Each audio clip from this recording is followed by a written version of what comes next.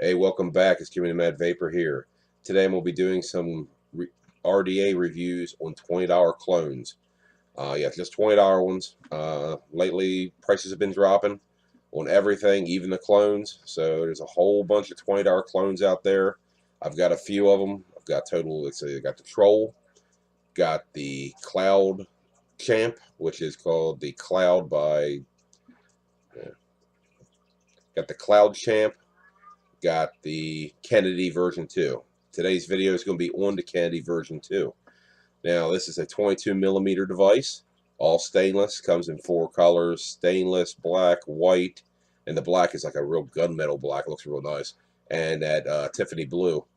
Now, this is a 22mm device, like I said, copper center pin, copper center post. It has 3 screws, it's three post design, you'll see in the up close. Has Phillips head screws, which is a good thing. Very deep juice well on it too, and it's bottom air. The air comes up through the bottom of the device, not through the side. So there's no, you'll see there is no holes on the side except for these little channels where the air goes underneath the device.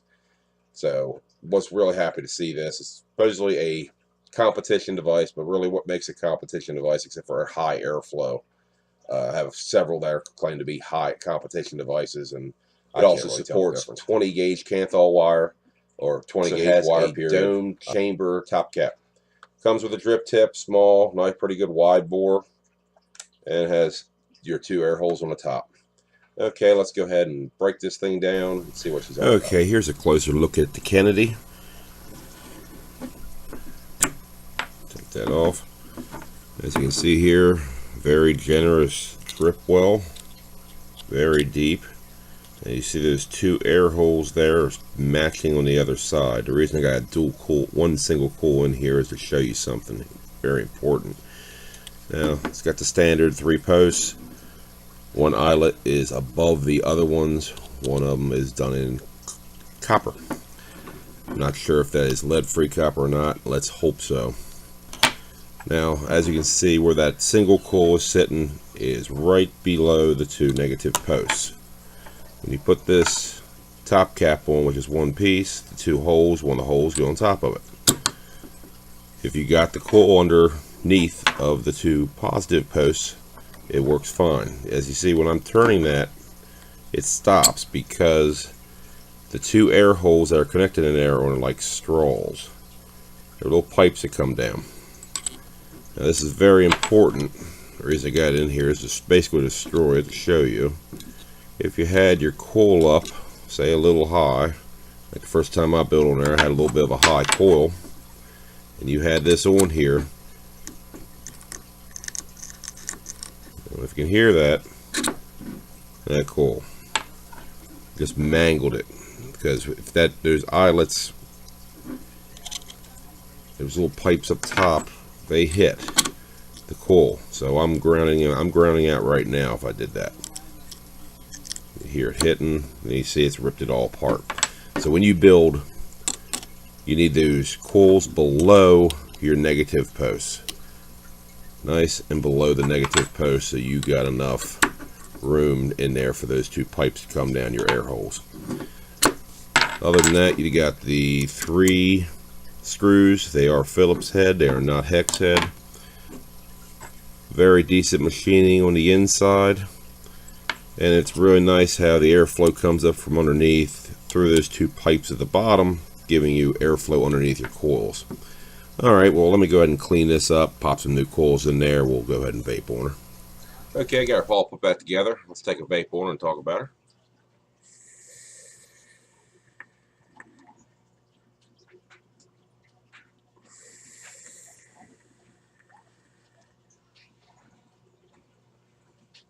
Puts out some nice dense clouds, takes that airflow from underneath. So even a small coil like what I've got in here, a 1 ohm coil, all that air coming up around your coils there, really taking advantage of the cooling of the coil and pulling the vape off that coil real good. Let's go over where I bought this one. Bought this one from Vaper Alley. Links down at the bottom of the screen. They have an online shop, which is great deals in there. They really take care of you. Always run specials too. If you buy juice from them and get a certain label, you get money back and stuff like that.